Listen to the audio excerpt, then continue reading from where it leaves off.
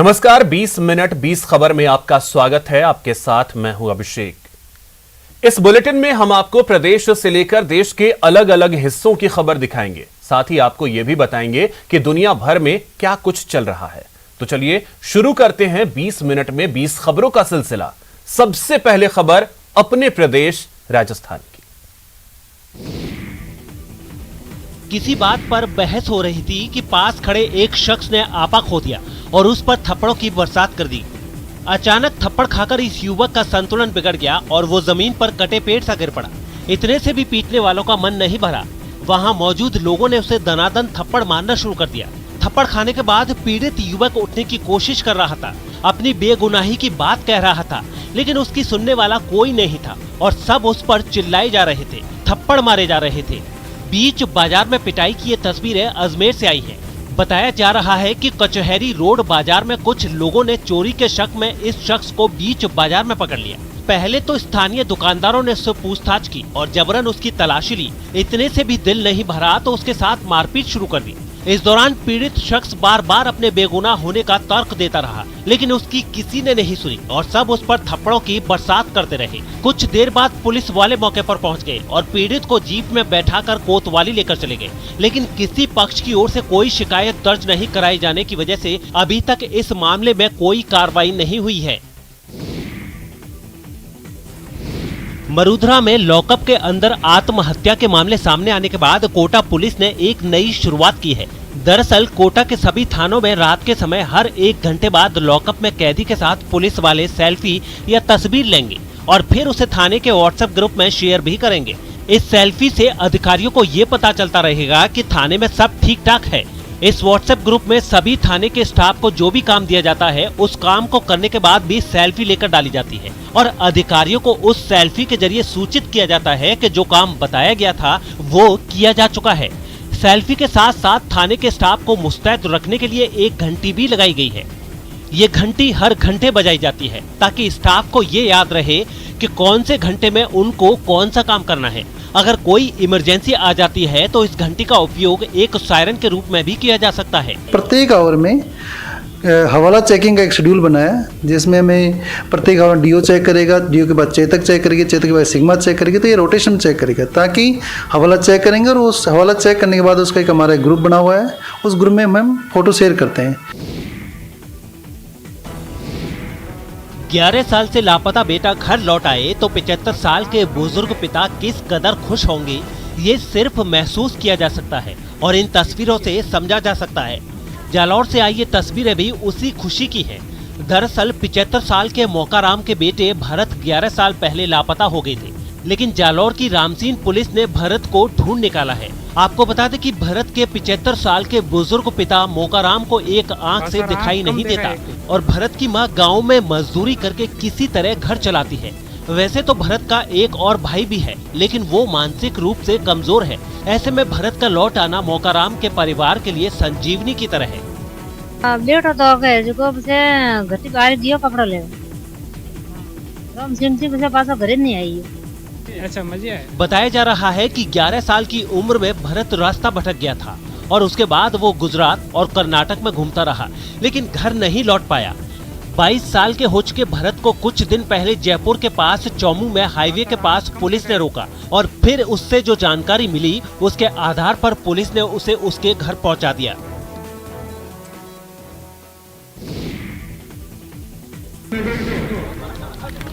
मरूधरा के राज्य मंत्री राजेंद्र गूड़ा बिहार के पूर्व मुख्यमंत्री लालू प्रसाद यादव से भी 2 कदम आगे निकल गए हैं। वो कैसे, आप भी सुन लीजिए।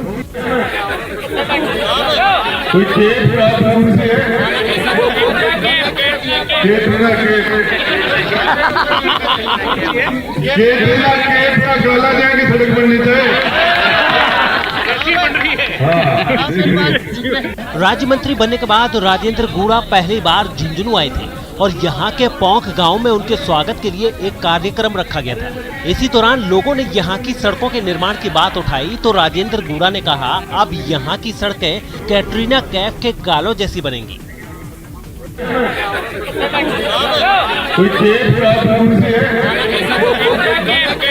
केतला केत का गला जाएगी सड़क बननी चाहिए। आपको बता दें कि बॉलीवुड की हीरोइन के गानों और सड़कों को लेकर पहले भी अलग पार्टी के नेता और मंत्रियों ने अजीबोगरीब बयान दिए हैं। इसकी शुरुआत बिहार के पूर्व सीएम लालू प्रसाद ने की थी और फिर इसी कड़ी में मध्य प्रदेश के तत्कालीन मंत्री पीसी शर्मा, छत्तीसगढ़ के मंत्री कवासी लखमा और यूपी के मंत्री राजाराम पांडे का नाम भी शामिल हो गया और अब राजेंद्र गुड़ा भी इस लिस्ट में शुमार हो गए हैं। और अब देख लेते हैं कुछ अन्य राज्यों की खबरें। यूपी के सीएम योगी आदित्यनाथ दिल्ली के पास जेवर पहुंचे और इंटरनेशनल एयरपोर्ट के शिलान्यास की तैयारियां देखी। दरअसल गुरुवार को प्रधानमंत्री नरेंद्र मोदी जेवर में बनने वाले इंटरनेशनल एयरपोर्ट का शिलान्यास करने वाले हैं और उसी की तैयारी देखने के लिए योगी आदित्यनाथ खुद जेवर पहुंचे थे। नोएडा इंटरनेशनल एयरपोर्ट के शिलान्यास के दौरान जो वीडियो स्टेज पर चलाई जाएगी वो भी मुख्यमंत्री को दिखाएगी। योगी आदित्यनाथ ने अफसरों के साथ घूम घूम कर सारे इंतजाम देखे। स्टेज पर खड़े होकर उन्होंने हर चीज का बारीकी से मुआयना किया। साथ ही योगी आदित्यनाथ ने बिना नाम लिए अखिलेश यादव पर भी निशाना साधा। उत्तर प्रदेश में अब एक समस्या ये भी आई है कि अकल से पैदल कुछ लोग ऐसे हो चुके हैं जो लोग किसी भी प्रोजेक्ट के साथ जब लोकार्पण की बात आती है तो कहते साहब हमने भी सोचा था इसको। मुख्यमंत्री ने केवल प्रोजेक्ट से जुड़े अफसरों के साथ ही नहीं बल्कि पुलिस के अधिकारियों के साथ भी बैठक की। आप तस्वीरों में देख सकते हैं कि यूपी सीएम योगी आदित्यनाथ दौरा करने के बाद निकल रहे हैं। प्रधानमंत्री के पहुंचने से पहले ही जेवर में सारी तैयारियां हो चुकी हैं। लाउड स्पीकर पहुंचाए जा चुके हैं। स्टेज लग चुकी है जिस पर बड़ा सा बोर्ड भी लगा दिखा। बोर्ड पर एक तरफ योगी आदित्यनाथ और दूसरी तरफ प्रधानमंत्री की तस्वीर लगी है।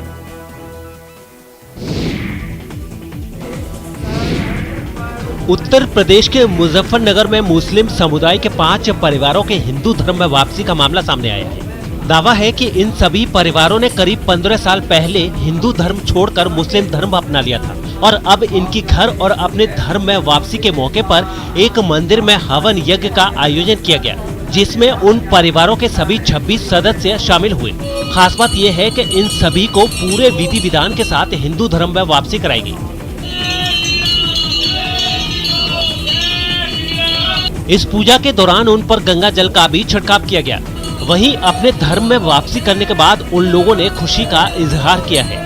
सर हमें अपने स्नातक धर्म में वापसी के लिए बड़ी खुशी और स्नातक धर्म में वापसी के लिए आए सर। अपने उसमें आ गए, धर्म में आ गए तो बहुत अच्छा लगा हमें। खबर है कि वहां हाल के दिनों में करीब 60 लोग इसी तरह अपने धर्म में वापसी कर चुके हैं। आपको बता दें कि मुजफ्फरनगर के बगरा कस्बे में एक आश्रम है जो धर्म परिवर्तन कर चुके लोगों के फिर से हिंदू धर्म में अपनाने का केंद्र बन गया है, जहां सहारनपुर के 5 परिवारों के 26 लोगों की घर वापसी कराई गई। 2 हफ्ते पहले भी मुजफ्फरनगर के इसी आश्रम में बागपत के 15 लोगों ने 18 साल बाद हिंदू धर्म अपनाया था। मध्य प्रदेश के रायसेन से एक दिल दहला देने वाला वीडियो सामने आया है। वहां कुछ टोल कर्मियों ने एक ट्रक ड्राइवर को बेरहमी से पीट दिया। बताया गया है कि उनके बीच टोल के मुद्दे पर कहासुनी हो गई थी, जिसके बाद टोल प्लाजा के कुछ कर्मचारियों ने उस ट्रक ड्राइवर पर लात, घूंसों और डंडों से हमला कर दिया। इस मारपीट से वहां कुछ देर के लिए अफरा तफरी मच गई। इससे पहले उस ड्राइवर को ट्रक के अंदर घुसकर भी पीटा गया। इसके बाद उसे जबरन ट्रक से नीचे उतारा गया और उसकी पिटाई की गई। इस दौरान एक हमलावर ने उसे इतनी जोर से मारा कि वो लड़खड़ाता हुआ सड़क पर गिर पड़ा। मारपीट के बाद वो घायल ड्राइवर सड़क पर बेहोश पड़ा रहा, लेकिन किसी ने उसकी सुध नहीं ली। इस घटना के वक्त ट्रक ड्राइवर का एक सहयोगी भी वहां नजर आया, जो हमलावरों से ना मारने की मिन्नतें करता दिखा। इसके बाद कुछ लोगों ने सड़क पर पड़े ट्रक ड्राइवर को होश में लाने के लिए उसके मुंह पर पानी छिड़का और फिर उसे उठाकर ट्रक में बैठा दिया। मध्य प्रदेश के रीवा से डरा देने वाली कुछ तस्वीरें सामने आई हैं। वहां एक चलती कार में भीषण आग लग गई, जिसे देखकर इलाके के लोग घबरा गए। बताया गया है कि कार सवार जबलपुर से रीवा पहुंचे थे, तभी अचानक बीच रास्ते में उनकी गाड़ी में आग भड़क गई। कुछ ही देर में उस कार का ऐसा कोई हिस्सा नहीं बचा जो आग के आगोश में आने से बच पाया हो। आग की लपटों से घिरी इस कार को देखकर वहां जुटे लोगों के भी रोंगटे खड़े हो गए। उन्होंने इस घटना की जानकारी पुलिस और फायर ब्रिगेड को दी, जिसके बाद दमकल कर्मी और पुलिस वालों ने वहां पहुंचने में देर नहीं लगाई और कार पर पानी डालकर आग को शांत कराने की कोशिश में वो लोग जुट गए। उनकी मेहनत रंग भी लाई और करीब घंटे भर में आग को बुझा भी लिया गया, लेकिन तब तक वो कार जलकर पूरी तरह से राख हो चुकी थी। गनीमत ये रही कि इस घटना में कार सवार सुरक्षित रहे। सूचना मिली थी अभी कि एक गाड़ी में जो है लावारिस पड़ी हुई है और वो धू कर आग जल रही है। तत्काल मौके पर पहुंचकर पुलिस ने और जो है अग्निशमन को सूचना दी। सभी लोगों ने मिलकर जो है आग को बुझाया और अभी रास्ता क्लियर करा दिया गया है। कोई भी हताहत नहीं हुआ है, किसी की भी हानि की भी जो है पुष्टि नहीं हुई है। हरियाणा के हिसार से चौंकाने वाली कुछ तस्वीरें सामने आई हैं। वहां इलेक्ट्रॉनिक्स की दुकान में काम करने वाले एक कर्मचारी ने रात के अंधेरे में उस दुकान को आग के हवाले कर दिया। बताया गया है कि आरोपी ने दुकान के मालिक से उसका वेतन बढ़ाने की मांग की थी, लेकिन उसे नौकरी से ही निकाल दिया गया, जिस पर वो गुस्से से भर गया और उसने दुकान में आग लगा दी।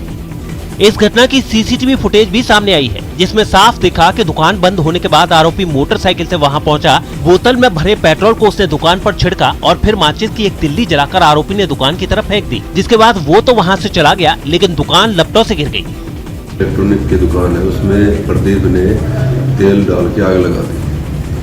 तो हमने एफआईआर दर्ज करके प्रदीप को अरेस्ट करके 20 तारीख को कोर्ट में पेश करके जेल भेजा। पुलिस ने सीसीटीवी फुटेज के आधार पर आरोपी को गिरफ्तार कर लिया, जिसके बाद से उसे अदालत में पेश किया गया, जहां से उसे जेल भेज दिया गया। हरियाणा के कुरुक्षेत्र में सड़क के मुद्दे पर जारी विवाद के बीच राज्य के पूर्व मंत्री अशोक अरोड़ा के साथ धक्का-मुक्की की गई। आरोप है कि कुछ लोगों ने बिल्डिंग बनाने के लिए जिंदल सिटी की बाउंड्री वॉल को अवैध तरीके से तोड़ दिया, जिसका विरोध करने पहुंचे पूर्व मंत्री अशोक अरोड़ा के साथ कुछ लोग धक्का-मुक्की करते दिखाई दिए। वहीं उनके ड्राइवर के साथ मारपीट भी की गई और वो भी पुलिस के सामने। हालांकि जल्द ही पुलिस इस हंगामे को शांत करने में जुट गई। जवानों ने जैसे तैसे दोनों पक्षों को अलग किया, लेकिन पूर्व मंत्री का गुस्सा तब तक 7वें आसमान पर पहुंच चुका था।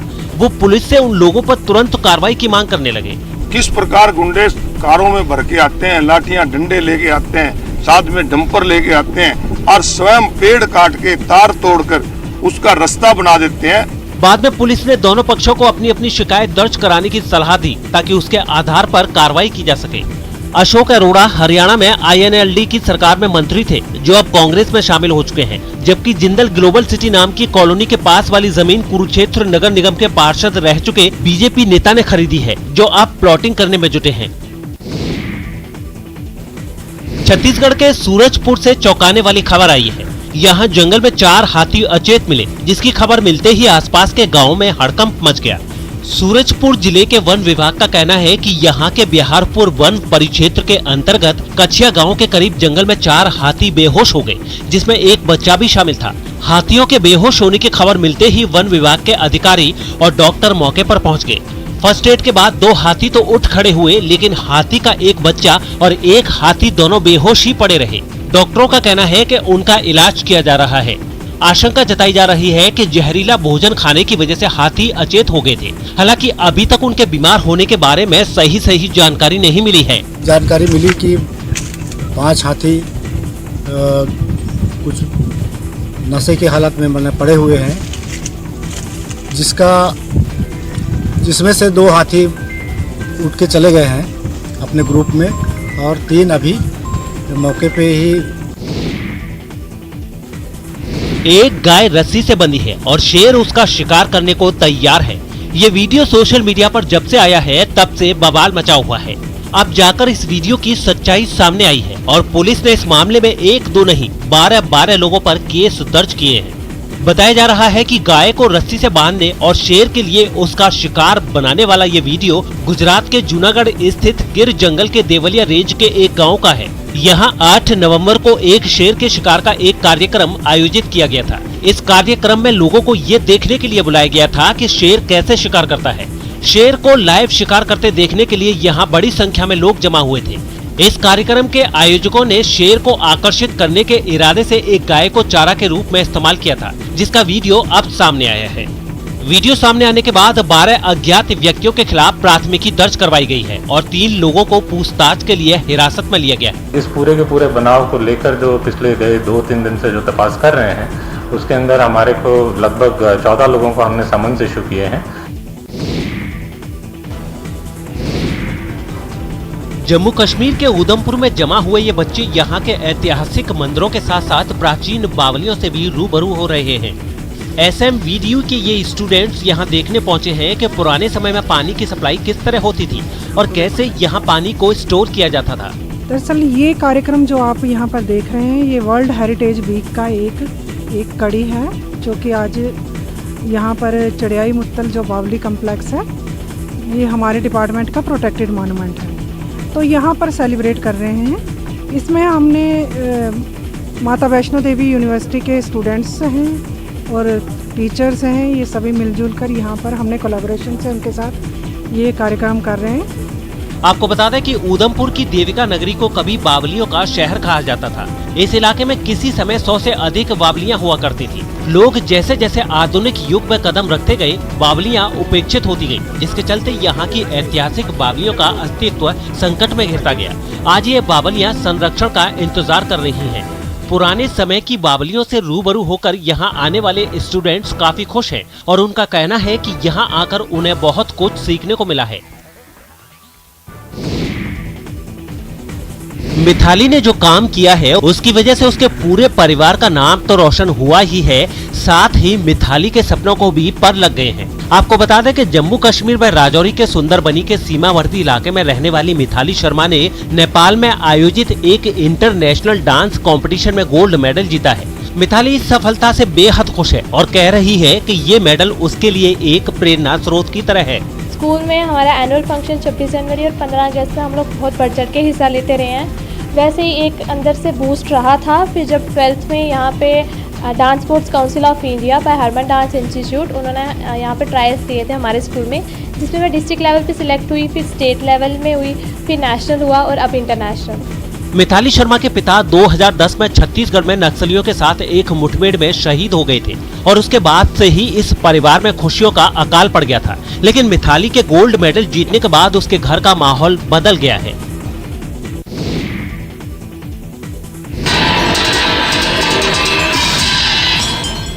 जन्नत में जब किसी फेस्टिवल का आयोजन होता है तो वहाँ की तस्वीरें अद्भुत हो जाती हैं। इन तस्वीरों को ही देख लीजिए, ऐसा लग रहा है मानो स्वर्ग में किसी कार्यक्रम का आयोजन हो रहा हो।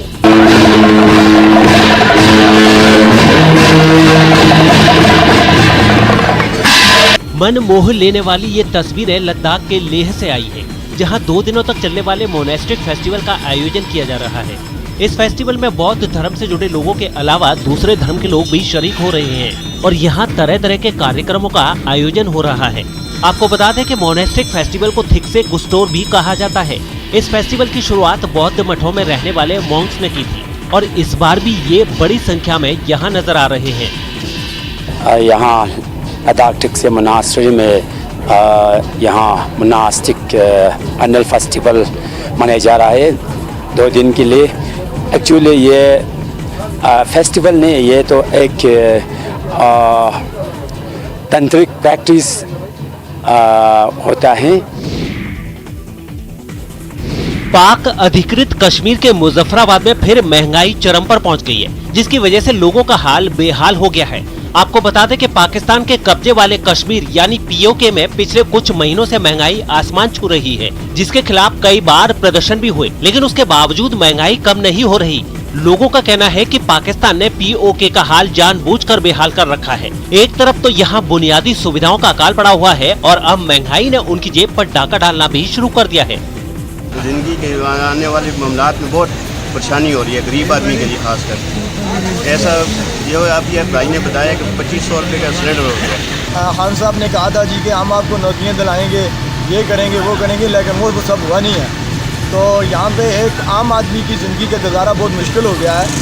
तो हमारा इस पेट्रोल के साथ जो इसकी कीमत में इजाफा हुआ है, पहले तो 1 को होता था, 15 तारीख को होता था, अब इसका पता ही नहीं चल रहा कि किस तारीख को हो रहा है। 20 मिनट 20 खबर में अब बात कर लेते हैं इंटरनेशनल खबरों की।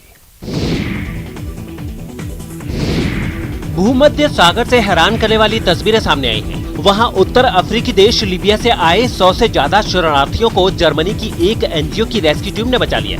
ये शरणार्थी लकड़ी की एक नाव में सवार होकर समंदर पार करने की कोशिश कर रहे थे। ये शरणार्थी बिना सुरक्षा का ख्याल किए नीले रंग की नाव पर सवार होकर निकले तो थे, लेकिन समंदर के बीच आकर फंस गए। ऐसे में समंदर में रेस्क्यू ऑपरेशन चलाने वाले सी वॉच नाम के बचाव दल की नजर उन पर पड़ी तो वो उनके पास पहुँच गए। बचाव दल को देखते ही शरणार्थियों में खलबली मच गई और वो अपनी जान बचाने के लिए मदद की गुहार लगाने लगे। लकड़ी की नाव लोगों से खचाखच भरी थी और उसमें सवार लोगों के पास लाइफ जैकेट तक नहीं थे। पूरी तैयारी से पहुंचे बचाव दल ने नाव में मौजूद सभी शरणार्थियों को लाइफ जैकेट बांटी। सभी लोगों को लाइफ जैकेट पहनाने के बाद बचाव दल ने उन्हें एक के बाद एक छोटी छोटी नाव में बैठाकर बचाव अभियान में जुटे बड़े जहाज तक पहुंचा दिया। आपको बता दें कि लीबिया पिछले 10 साल में 2 बार गृह युद्ध की आग में जलकर बर्बाद हो चुका है और वहां 6 लाख से ज्यादा लोग शरणार्थी बनकर यूरोप, अमेरिका और दूसरे देशों में भटक रहे हैं। रूस की नौसेना की शूटिंग की ट्रेनिंग करने का एक हैरत अंगेज वीडियो सामने आया है। खास बात यह है कि रूस के रक्षा मंत्रालय ने अपने जवानों के दमखम का डंका पीटने के लिए ट्रेनिंग का वीडियो भी सोशल मीडिया पर डाल दिया है। इस वीडियो में हाड़ कपा देने वाली ठंड में बर्फ के बीच सैनिक पसीना बहाते दिखे। ऐसा अचूक निशाना कि जैसे ही बंदूक से गोली चली, सामने निशाने ढेर होते चले गए। पहले तो सैनिकों ने बंदूकों पर हाथ आजमाया और उन हालातों के लिए निशानेबाजी की ट्रेनिंग करते दिखे जब खुले मैदान में जंग आमने सामने छिड़ी हो। लेकिन इसके बाद उन्होंने आतंकियों को घेर कर ढेर करने की प्रैक्टिस भी की। जब आतंकी अपने ठिकाने में छिपे हों तब खुद को बचाते हुए कैसे उन पर धावा बोला जाए, रूस के सैनिकों ने इसके लिए पिस्तौलों से खूब निशानेबाजी की। रूस में ये अभ्यास नॉर्दर्न फ्लीट के नौसैनिकों ने किया, जिनकी तैनाती आर्कटिक महासागर और उसके आसपास के इलाकों में हो जाती है, जहां पानी से ज्यादा उन्हें बर्फबारी का सामना करना पड़ता है। अमेरिका के राष्ट्रपति जो बाइडेन और उनकी पत्नी ने नॉर्थ कैरोलिना राज्य में सेना के जवानों और उनके परिवारों के साथ थैंक्सगिविंग डे का जश्न मनाया। अमेरिका में हर साल नवंबर के चौथे गुरुवार को थैंक्सगिविंग डे की छुट्टी होती है, जिस पर लोग अपने परिवार, रिश्तेदारों और दोस्तों के साथ बैठकर दावत करते हैं और अपनी खुशियों के लिए आभार जताते हैं। ऐसे में सेना के कमांडर इन चीफ होने के नाते अमेरिका के राष्ट्रपति जो बाइडेन सैनिकों के साथ थैंक्सगिविंग डे का डिनर करने के लिए उनके एक अड्डे पर पहुँचे। जैसे ही उनका विमान रनवे पर उतरा, दर्जनों जवान अपने राष्ट्रपति के स्वागत में पलके बिछाए दिखे और फिर बैंड की धुन बजाकर बाइडेन का स्वागत किया गया। मौका आभार जताने का था, इसलिए बाइडेन और उनकी पत्नी ने सेना के जवानों का शुक्रिया अदा किया, जिसे सुनकर सैनिकों के चेहरों पर भी मुस्कुराहट आ गई। Thank you for all that you do. You're the very best. इसके बाद आई डिनर की बारी, लेकिन बाइडेन और उनकी पत्नी ने पहले खुद खाना नहीं खाया। उन्होंने एप्रन बांध लिया और सैनिकों को अपने हाथों से खाना परोसने लगे। खुद अमेरिका के राष्ट्रपति ने खाना परोसा तो कुछ सैनिकों ने इस पल को रिकॉर्ड करने के लिए उनके साथ तस्वीर भी खिंचवाई। इस दौरान बाइडेन और उनकी पत्नी का मुंह लगातार मास्क से ढका रहा। इटली की राजधानी रोम में एक एंटरटेनमेंट इवेंट कंपनी ने लोगों का मनोरंजन करने के लिए अनोखा तरीका अपनाया। वहां दक्षिण कोरिया की मशहूर वेब सीरीज स्क्विड गेम में दिखाया गया गेम लोगों को खिलाया गया। स्क्विड गेम की कहानी एक खतरनाक कॉन्टेस्ट के इर्द गिर्द घूमती है, जिसमें कर्ज में डूबे 456 लोग मोटी रकम जीतने के लिए बच्चों का गेम खेलते हैं। ऐसे में रोम में भी लोगों को बिल्कुल स्क्विड गेम वेब सीरीज की तर्ज पर गेम खिलाया गया। सभी खिलाड़ियों को एक वैन में बैठाकर मुखौटों से मुंह ढका कंपनी का एक कर्मचारी उस जगह ले गया जहां गेम आयोजित किया गया था। वहीं लगभग 50 खिलाड़ियों की मुलाकात हुई वेब सीरीज में दिखाए गए उन गार्ड्स की तरह तैयार हुए कंपनी के स्टाफ से, जो मुंह ढके और ऊपर से नीचे तक लाल रंग के सूट पहने नजर आए। इसके बाद लोगों को रेड लाइट ग्रीन लाइट नाम की सीरीज का पहला गेम खिलाया गया। प्रतियोगी भागते दिखे और कंपनी के कर्मचारी गेम से आउट होने वाले खिलाड़ियों पर लेजर गन ताने नजर आए, कुछ उसी तरह जैसा वेब सीरीज में होता है। इवेंट कंपनी ने स्क्विड गेम में दिखाई गई विशाल रोबोट डॉल की तरह तैयार हुई एक लड़की को भी पेश किया। इसके बाद प्रतियोगियों ने शुगर हनीकॉम गेम में हिस्सा लिया और जो उसमें फेल हो गए उनका हश्र भी वही हुआ जो वेब सीरीज में हारने वाले लोगों का हुआ था। खिलाड़ियों को गोली मार दी गई, लेकिन नकली।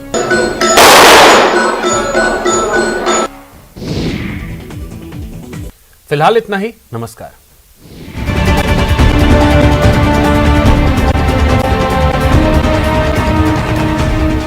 उम्मीद